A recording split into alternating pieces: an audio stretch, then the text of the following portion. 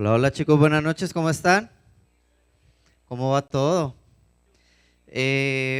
Quisiera antes de empezar la enseñanza hacer una pregunta y hacer unos anuncios. ¿Alguien nos acompaña esta noche por primera vez? Quisiera que por favor levante su manito o si usted invita a una amiga, un amigo que nos esté acompañando por primera vez hoy, échelo al agua, no se quede callado, denuncie.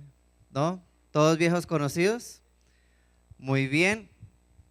Lo segundo que quería recordarles es que no se les olvide que estamos en redes sociales, en Instagram, en Facebook, en YouTube y en todas nos consigue como contracorriente.ccb. Allí estamos dejando los mensajes, las enseñanzas, estamos haciendo los anuncios de las reuniones y el equipo de medios realmente ha hecho muy buen trabajo haciendo reels, haciendo los resúmenes de las enseñanzas, los videos cortos. Vayan y síganlos, síganos y apóyennos y ayúdennos también a compartir lo que se está haciendo acá, lo que Dios está haciendo en nuestras vidas. Y sé que alguien pensará, ay, eso es algo como muy simple, eso es algo como muy tonto, pero podemos estar impactando la vida de muchas personas y hagamos viral a Jesús, ¿vale? Lo otro que quería contarles es que no se les olviden que la iglesia en general tiene un ministerio de intercesión. Ustedes dirán, ¿qué es eso? Pues son unas personas que toman un tiempo de su día todos los días para orar por esas peticiones que usted pone aquí en este papelito. Si usted quiere que estén orando por usted o por algún familiar, por algo puntual, específico, pues al final nos pueden pedir estos papeles, nos los dejan y va a haber gente orando por eso todos los días entre semana, ¿vale? ¿Qué tal si cierra sus ojitos allí un momento y me acompañan a orar, a poner el tiempo de la enseñanza del mensaje en manos de Dios? Cierre sus ojos. Padre, te damos gracias, Señor, por tu amor, por tu bondad, por tu misericordia, Señor. Gracias por traernos a este lugar, Señor, que es un oasis, que es un refugio para nosotros, Señor, que es un lugar seguro para nuestros corazones, Señor. Es un lugar donde podemos ser vulnerables, es un lugar donde podemos abrir nuestro corazón, nuestra mente, Señor, y ser sinceros contigo, Señor. Y en este lugar seguro, Señor, queremos oírte, queremos escucharte y queremos recibir lo que tú tienes para decirnos esta noche, Padre. Te pedimos, Señor, que este mensaje, que esta enseñanza, Señor, sea por favor de edificación para nuestras vidas, que sea útil, Señor, y que la podamos poner por práctica, Señor, en nuestro día a día, Señor, en nuestra rutina diaria, Padre. Te lo pedimos en el nombre de Jesús. Amén y amén.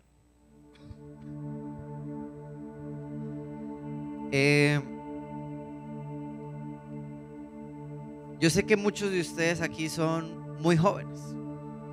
O sea, yo veo sus caras y son caritas de gente joven.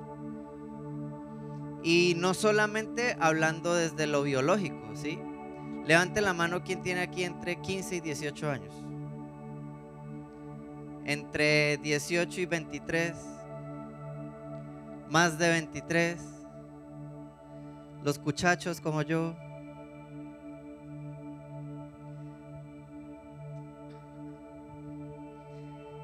Pero más allá de esa edad biológica que cada uno de nosotros porta con orgullo y muestra su juventud, muchos aquí muy seguramente están empezando a nacer en el Espíritu, a tener una vida con Jesús, una relación con Dios. Y más allá de ser jóvenes o adolescentes en la fe, muchos de ustedes son aún bebés en la fe, bebés espirituales. Y yo sé que sea que te consideres un bebé espiritual, que lleves menos de un año, menos de 3 años asistiendo a la iglesia o a reuniones como estas o teniendo una relación con Jesús, o como yo lleves más de 5, de 10, de 15, de 20 años cultivando una relación con Jesús o viniendo a la iglesia, va a haber un punto en el que este mensaje se va a cruzar con tu vida y le vas a encontrar sentido. Y es lo que yo le he pedido a Dios.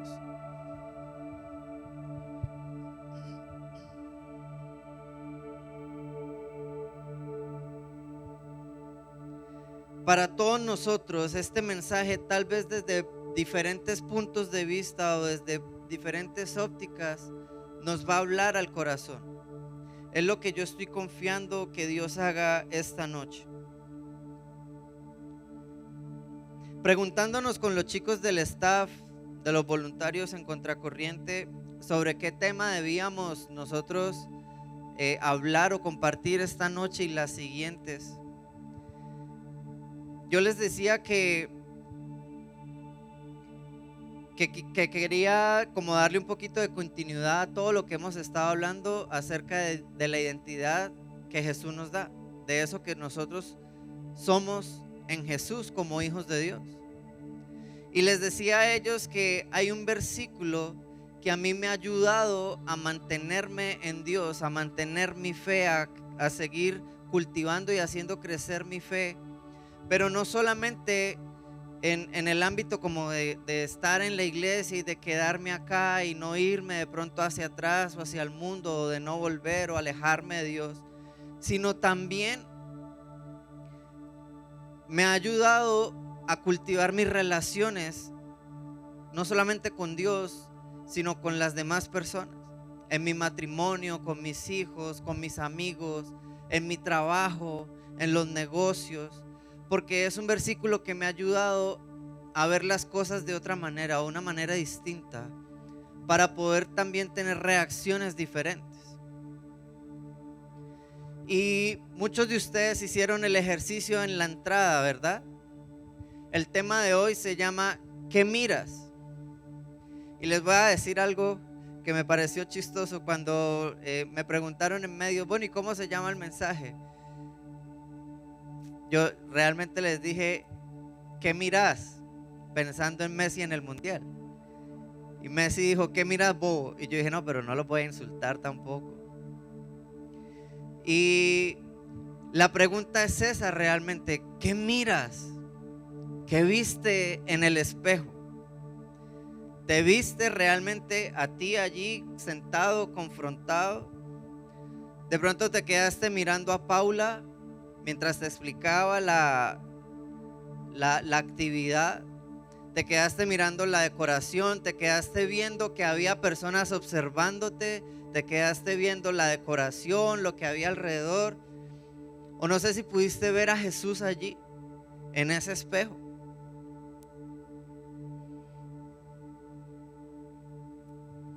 Al verse en el espejo, ¿dónde estuvo tu mirada? Y les dije, les hablé acerca de un versículo, ¿cierto? Pero no les dije cuál era. Entonces vamos a mirarlo rápidamente. Ese versículo está en Hebreos capítulo 12, versículos 1 y 2. ¿Ya está en pantalla? Hebreos 12, 1 y 2. Primero lo vamos a leer en Reina Valera y luego en otra versión. Dice: por tanto, nosotros también, teniendo en derredor nuestro tan grande nube de testigos, despojémonos de todo peso y del pecado que nos asedia, y corramos con paciencia la carrera que tenemos por delante, puestos los ojos en Jesús, el autor y consumador de la fe, el cual por el gozo puesto delante de él sufrió la cruz, menospreciando el oprobio, y se sentó a la diestra del trono de Dios. A mí me gusta mucho esa versión porque tiene palabras que me parecen muy dicientes, que me parecen muy fuertes, pero también creo que hay palabras que a veces uno no entiende mucho y como que trata de confundirse. Por eso vamos a leerlo también en traducción en lenguaje actual, un lenguaje un poco más sencillo.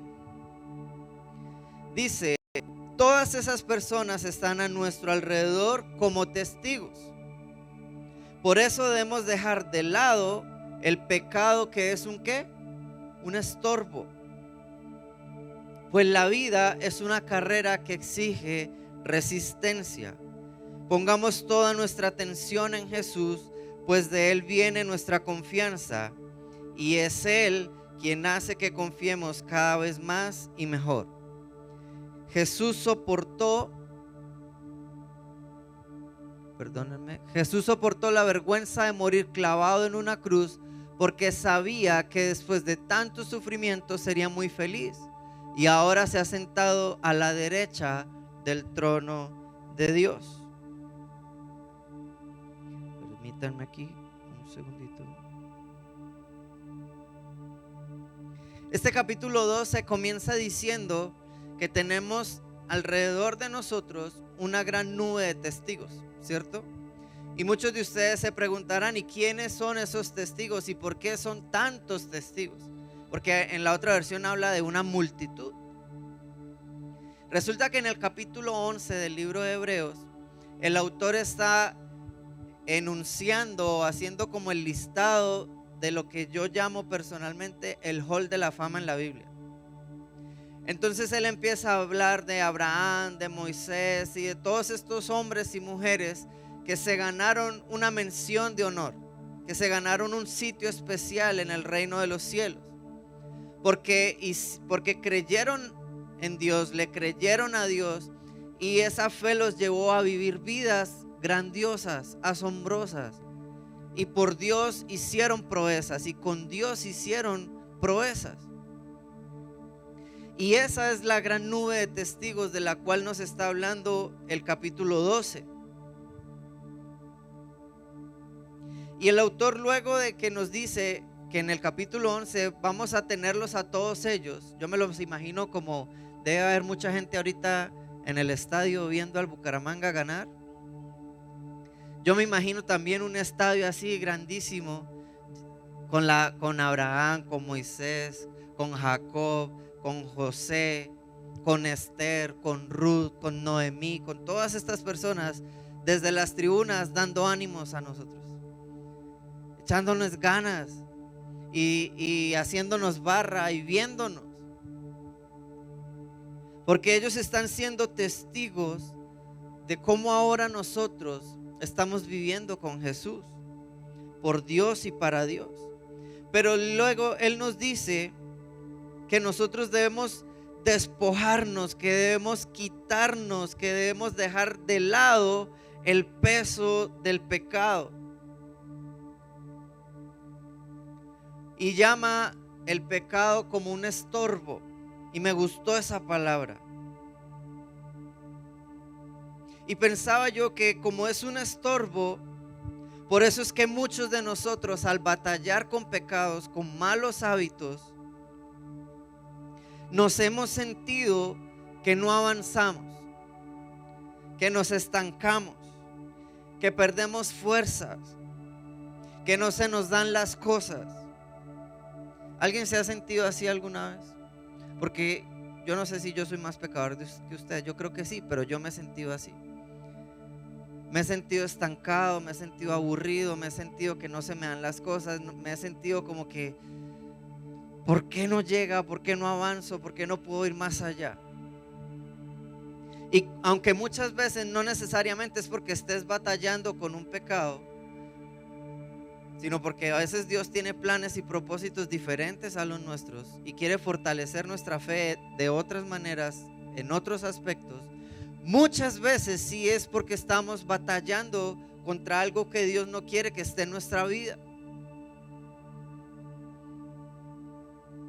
Pero ¿qué sucede? Cuando nos despojamos del pecado, o mejor dicho, cuando no nos despojamos más bien del pecado, ¿qué estamos haciendo? Estamos perdiendo enfoque, energía, recursos que nos servirían para seguir avanzando en la carrera que requiere resistencia y que requiere paciencia. Y Él lo dice allí, esta vida no es una carrera de velocidad, sino que es de resistencia. Es una carrera de fondo. La vida no es una carrera que tú inicias y terminas hoy mismo. Por eso él dice en una versión que se requiere paciencia y en otra resistencia. Pero muchas veces nos desesperamos y no resistimos. Es porque nuestro enfoque de tiempo, de recursos, de dinero, de fe, de confianza, de todo lo que Dios nos ha provisto, está más enfocado en pelear contra un pecado que en seguir el camino. Y estamos tratando de darle la vuelta o de escalar un obstáculo, un estorbo, que es el pecado en nuestra vida. Pero deberíamos quitarnos ese peso para poder avanzar, para poder llegar a donde Dios quiere que lleguemos, para poder ir a donde Él nos ha llamado a ir. Y aquí viene lo chido, diría Luisito Comunica. Aquí viene la frase que yo me he repetido montones de veces, que el Espíritu Santo me ha permitido recordar una y otra vez. Y está en el versículo 2 y dice: puestos los ojos en Jesús. Y en la otra versión dice: pongamos toda nuestra atención en Jesús. Y es lo que yo me hablo a mí mismo. Puestos los ojos en Jesús. Cuando me sucede algo que no esperaba, cuando me sucede algo que no me gusta, cuando me hieren, cuando me ofenden, cuando me rechazan, cuando me traicionan, cuando me dejan, yo digo o me digo a mí mismo: puestos los ojos en Jesús. O sea, mis ojos no pueden estar puestos en que Juanda me traicione o no, en que Pipe me ofenda o no. Mis ojos no pueden estar puestos en ellos, y mucho menos mi fe, mucho menos el nivel de mi relación con Dios. Porque sucede muy a menudo que si alguien me ofende, yo me pongo bravo con Dios, como si Dios tuviera la culpa. Que si algo no me sale como yo planeo, me ofendo con Dios o me molesto con Dios, como si Dios tuviera la culpa. Que si alguien a quien yo admiro dentro de la iglesia o dentro del grupo de jóvenes o en general dentro de mi esquema de fe se equivoca o peca o hace algo que a mí no me parece correcto, el culpable termina siendo Dios de una o de otra manera. Y entonces decimos: yo no vuelvo a la iglesia, yo no vuelvo a orar. La pregunta es: ¿a quién estás mirando? ¿Qué miras? Pongamos toda nuestra atención en Jesús. ¿Y por qué es importante esto? Porque Jesús es el autor y el consumador de la fe. ¿Y esto qué significa? Que Jesús es el que me da la fe y el que me enseña a creer. O sea, Él es el que me da la fe y el que me dice cómo usarla, cómo gastarla. Pero más allá de eso, cuando veo a Jesús, las demás cosas pasan a un segundo plano. Cuando yo lo veo a Él, todo toma una nueva dimensión. Cuando yo fijo mi mirada en Jesús, todo lo demás toma un tamaño diferente. Cuando yo tengo los ojos puestos en Jesús, ese problema que yo veo enorme, difícil, esa tormenta que yo veo tan tenebrosa, tan oscura, tan fuerte, ese desierto que yo veo tan difícil de pasar, se vuelve pequeño, porque todo comparado con Jesús se hace pequeño. Todo comparado con el amor de Dios se hace pequeño.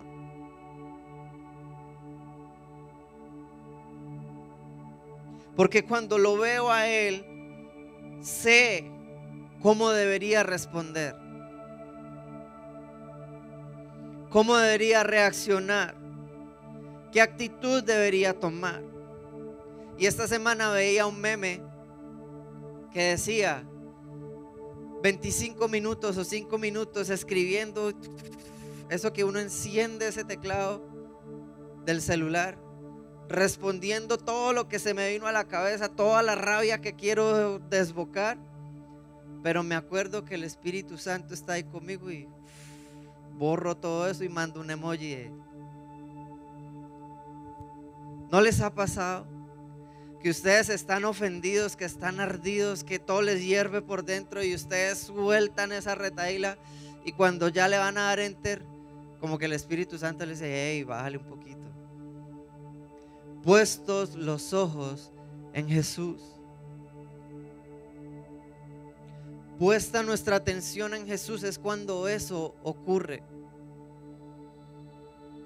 Cuando lo miramos a Él, decimos y tenemos el tiempo de pensar, de imaginar, de meditar.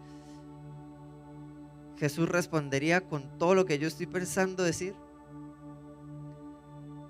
O Jesús amaría a esa persona. O Jesús perdonaría a esa persona. O Jesús le daría otra oportunidad. O Jesús lo miraría con gracia, con favor y con misericordia. Y ahí nuestra reacción cambia, ahí nuestra respuesta cambia. ¿Por qué es importante tener los ojos en Jesús? Porque cuando lo miro y no solo lo veo, sino que centro mi atención en Él, los pecados de los demás y los míos, los errores de los demás y los míos, las ofensas de otros y las mías ya no se ven tan graves.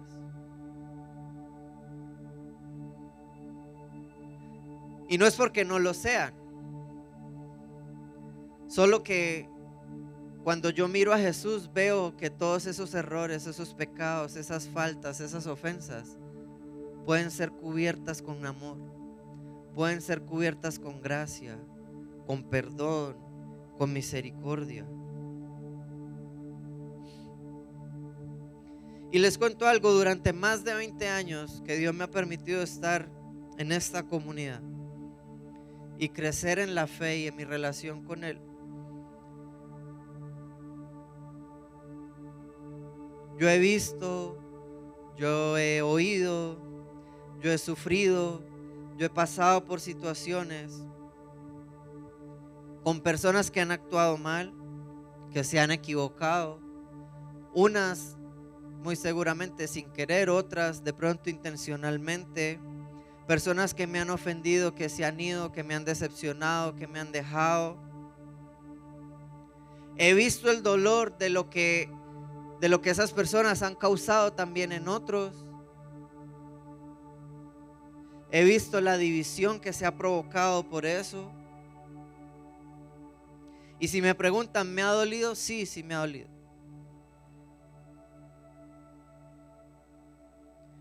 Pero si hay algo que me ha fortalecido y me ha hecho permanecer, es tener mi atención y mis ojos, mi mirada puesta en Jesús. Ahora bien, nosotros debemos poner de nuestra parte. Y llévate esto en tu mente y en tu corazón. Si queremos crecer en nuestra fe y relación con Jesús, debemos querer madurar. Y para madurar, nosotros debemos aprender a ser menos ofendibles, menos susceptibles, menos delicados.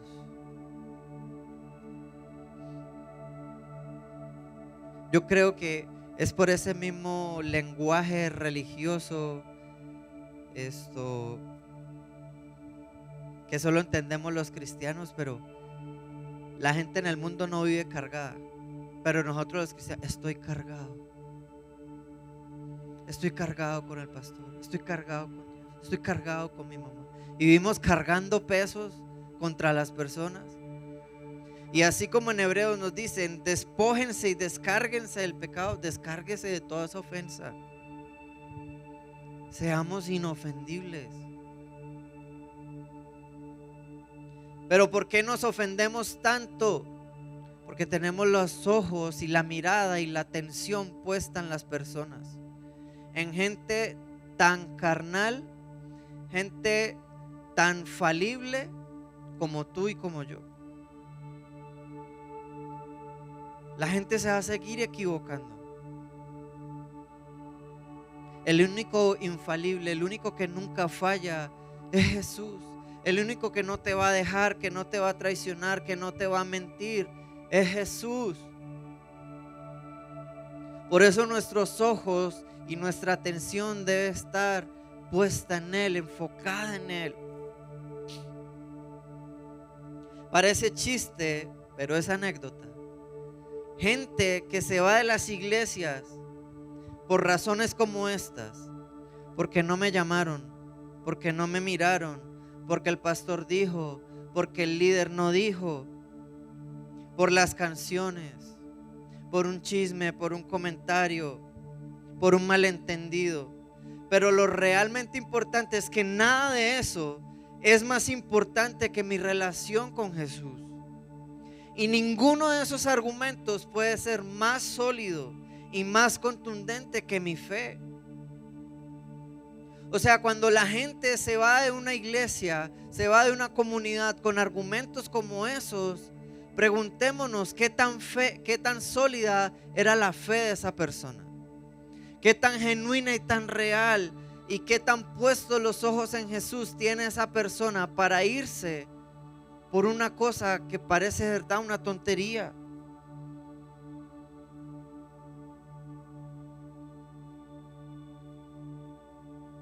Porque cuando mi fe no es lo suficientemente sólida para tener mis ojos puestos en Jesús, ahí es cuando desisto, ahí es cuando abandono la carrera, ahí es cuando renuncio a la fe, ahí es cuando me rindo.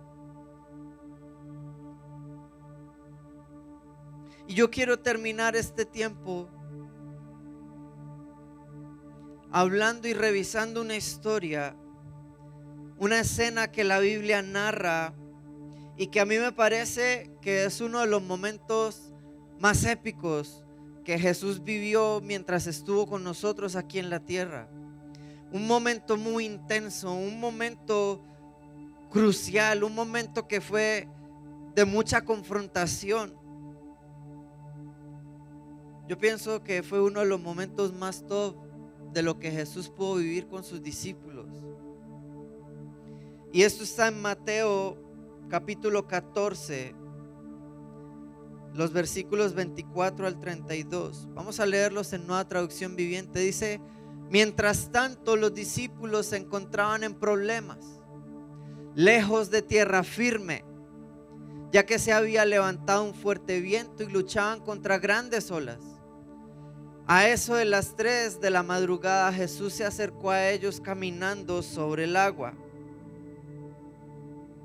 Quedaron aterrados, llenos de miedo, clamaron: es un fantasma. Pero Jesús les habló de inmediato: no tengan miedo. Dijo: tengan ánimo, yo estoy aquí. Entonces Pedro lo llamó: Señor, si realmente eres tú, ordéname que vaya hacia ti caminando sobre el agua. Sí, ven, dijo Jesús. Entonces Pedro se bajó por el costado de la barca y caminó sobre el agua hacia Jesús. Pero cuando vio el fuerte viento y las olas, se aterrorizó y comenzó a hundirse. Sálvame, Señor, gritó Pedro. De inmediato Jesús extendió la mano y lo agarró. ¿Tienes tan poca fe?, le dijo Jesús. ¿Por qué dudaste de mí? Cuando subieron de nuevo a la barca, el viento se detuvo. En versículos anteriores, o en el capítulo anterior, en versículos anteriores en ese mismo capítulo, Jesús venía de multiplicar los peces y los panes, que también pienso que fue uno de los momentos más épicos, más gloriosos, de esos milagros que uno siempre habla y se sorprende y dice: pero ¿cómo?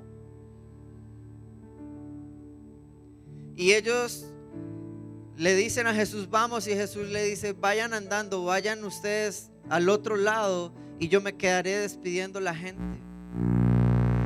Y dice que más o menos a las 3 de la mañana ellos ven a Jesús y le dicen: eres un fantasma, porque no lo reconocieron. Pero Pedro valientemente le dice: Señor, si eres tú, dime que yo vaya.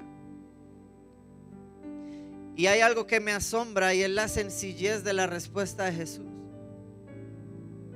Jesús no se pone a decir: Pedro, pero si oraste esta mañana. Pedro, pero si has leído la Biblia estos días. Pedro, pero diezmaste la semana que pasó. Pedro, pero no has hecho el curso de discipulado, me das una tarea. Y el de liderazgo te faltan 3. No, Jesús no dijo nada de eso. ¿Qué le dijo Jesús? 2 palabras: sí, ven. Así es Jesús. Cuando alguien tiene fe, Jesús le dice: quiero que la uses. Sí, ven. Pero miremos esto. ¿Cuándo se hundió Pedro? ¿Cuándo se hundió? Cuando dejó de andar confiado en la palabra de Jesús, que dijo: ven. ¿Y cuándo dejó de confiar? Cuando miró el fuerte viento. En otras palabras, cuando quitó su mirada y quitó su atención de Jesús y la puso en las circunstancias, las puso en el ambiente, las puso en la tormenta, las puso en el fuerte viento y en las olas que crecían. En ese momento Pedro comenzó a hundirse. ¿Cuándo? Cuando quitó sus ojos, su mirada, su atención en Jesús y en lo que Jesús le había dicho: sí, ven. Y muchas veces creo que a nosotros nos pasa lo mismo. Nos distraemos con el ambiente, con lo que nos rodea, con quienes nos rodean, con las circunstancias que estamos viviendo. Y empezamos a sentir que los vientos chocan fuerte, que las olas van creciendo, y quitamos nuestra mirada de Jesús y nos hundimos y nos ahogamos en los problemas, en las decepciones, en las ofensas, en las crisis. Pero ¿sabes qué me encanta de Jesús aquí? Que dice de inmediato, cuando Pedro le dice: Señor, sálvame, dice: de inmediato extendió su mano y lo tomó y lo sacó. Ese es el amor de Dios moviéndose a través de Jesús. Que a pesar de que muchas veces quitamos nuestra mirada de Él, nos desenfocamos del plan y del propósito que Él ha planificado para nosotros, que ha propuesto para nosotros. Cuando reaccionamos y decimos: Señor, sálvame, Él viene de inmediato. Él no es como ese que dice: yo le dije, ¿quién lo mandó? ¿Por qué dejó de mirarme? No. Primero lo salva, lo saca, y luego sí le llama la atención y le dice: hombre de poca fe. Pero esto me cuestiona mucho más aún. Porque Pedro, siendo un hombre de poca fe, caminó sobre el agua. Pedro, siendo un hombre de poca fe, se bajó de la barca en medio de la tormenta y caminó hacia Jesús. Entonces, ¿cuál es la medida de nuestra fe si ni siquiera nosotros nos hemos puesto de pie para dar un pasito por fuera de la barca? Si todavía estamos sintiéndonos cómodos allí en nuestra zona de confort, ¿cuánta es la medida de nuestra fe? Si la de Pedro, que caminó sobre el agua saliendo de la barca en medio de una tormenta, es poca, entonces ¿cuál es mi fe?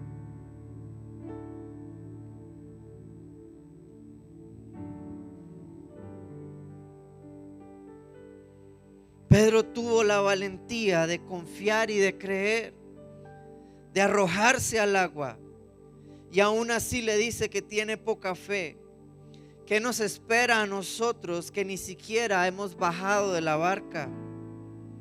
Ni siquiera hemos dado un paso para salir de nuestra zona de confort y arriesgarnos por seguir a Jesús a donde Él nos ha dicho, ven. Si nosotros seguimos mirando un fantasma en medio de la tormenta, en medio de los vientos fuertes, en vez de concentrarnos en mirarlo a Él y seguirlo solo a Él, ¿qué nos espera a nosotros? Si nuestros ojos aún no están puestos en Jesús, el autor y consumador de nuestra fe. Yo los invito esta noche, chicos, a que quiten su mirada de cualquiera que se pare en este lugar o allí arriba, porque su confianza no debe estar en nadie que no sea Él. Y ahora quiero decirles esto. Estamos hablando de confianza para salvación. Estamos hablando de confianza, hablando de fe, ¿cierto? Porque yo sé que Juanda confía en Nata y Nata en Juanda, si no, no se hubieran casado. Cuando usted se sube a un avión, usted sabe que está confiando en que el piloto sabe despegar y aterrizar, ¿o no? Cuando usted paga con un billete y recibe los vueltos, usted está confiando que esos billetes no son falsos. O sea, en la vida todo es confianza. Pero la Biblia dice, maldito el hombre que confía en el hombre. Entonces ellos están pecando porque se casaron y confían el uno en el otro. No.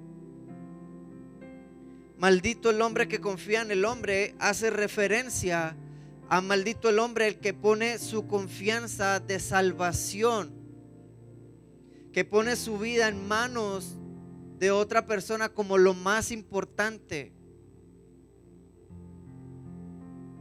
Porque nos va a ir mal si ponemos los ojos en otra persona o en otra cosa que no sea Jesús.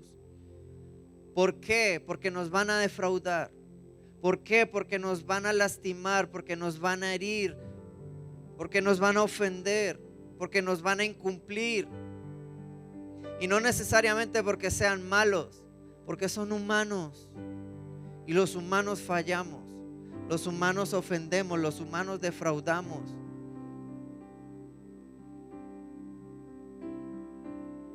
Pero tus ojos, tu confianza absoluta debe estar puesta en Jesús.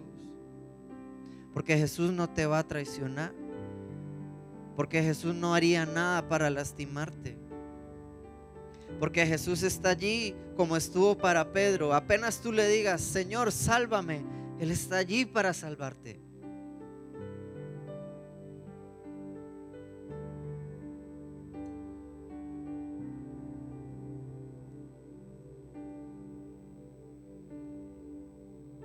Debemos aprender a ser conscientes en dónde está nuestra mirada, en quién está nuestra confianza. Y como les digo, esto no solamente les va a ayudar a mejorar su relación con Dios, su relación con las personas va a mejorar también enormemente cuando usted le quite esa carga y esa responsabilidad a las personas de llenar sus propios vacíos, de llenar sus propias expectativas. Y también nos va a ayudar a saber cómo reaccionar y cómo enfrentar situaciones en las que las personas se pueden equivocar también. Y tú vas a poder entender que esa persona no es que sea una mala persona, sino que es falible, puede cometer errores.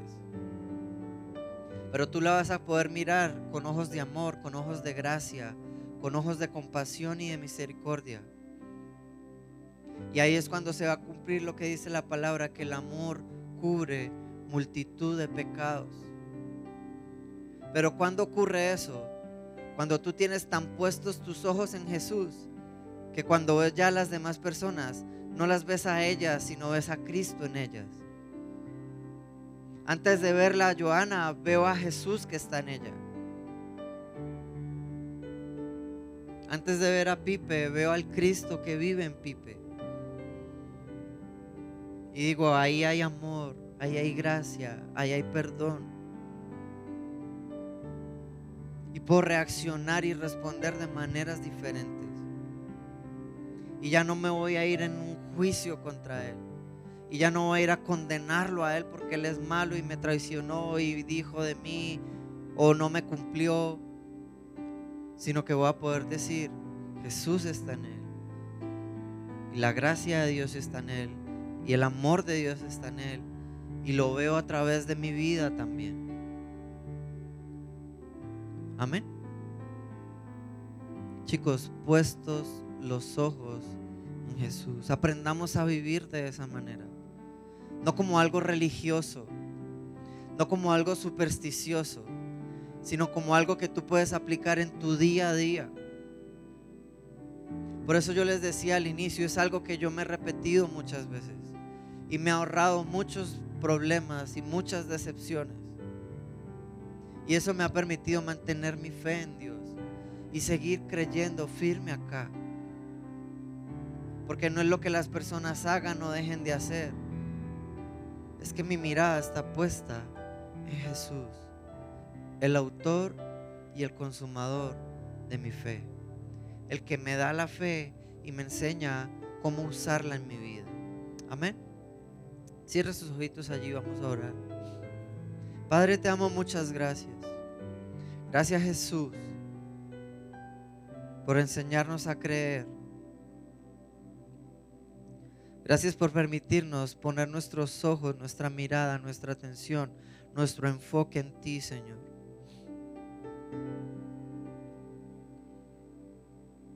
Y perdónanos, Señor, por las muchas veces en que hemos puesto nuestra esperanza, nuestra fe, nuestras expectativas, nuestras demandas sobre otras personas, Señor. Sobre circunstancias.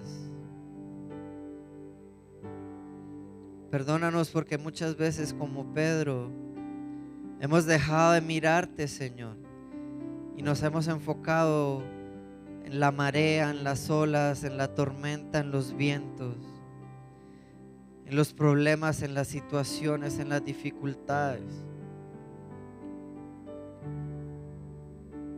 Perdónanos porque muchas veces nos hemos hundido, Señor, en las aguas de la tristeza, de la soledad, de la decepción, de la ofensa, de la depresión, Señor, de la ansiedad, del estrés. Simplemente por quitar nuestra mirada de ti, Señor. Ayúdanos a poner nuestros ojos, nuestra mirada, nuestra atención, nuestra confianza de nuevo en el único infalible, en el único perfecto, en el único santo, en el único que no abandona, que no traiciona, que no decepciona, en el único todopoderoso, en el único al que no le queda grande nada, en el único que siempre me ha amado y me va a amar, en el que ha prometido y ha cumplido estar conmigo todos los días de mi vida, en el que más me ha amado, tanto que murió por mí.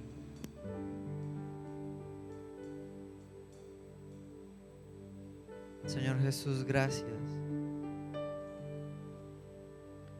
Pongo mi mirada en ti. Pongo mi pasado, mi presente y mi futuro en tus manos. Y quiero enfocarme, Señor, en correr esta carrera de resistencia y de paciencia, Señor, mirando el objetivo, y tú eres mi objetivo. Llegar a ti, ser como tú, vivir como tú quieres que viva. Que tu carácter sea forjado en mí, Señor. Que tu amor viva en mí, que tu perdón viva en mí, que tu misericordia que tu compasión, que tu generosidad fluyan a través de mi vida, Señor. Gracias, Padre, en el nombre precioso y poderoso de Cristo Jesús. Me voy esta noche, Señor, con los ojos puestos en ti, con mi mirada puesta en ti, Padre. En el nombre de Cristo Jesús. Amén y amén. ¿Qué tal si le dan un aplauso fuerte, fuerte, fuerte a Dios ahí?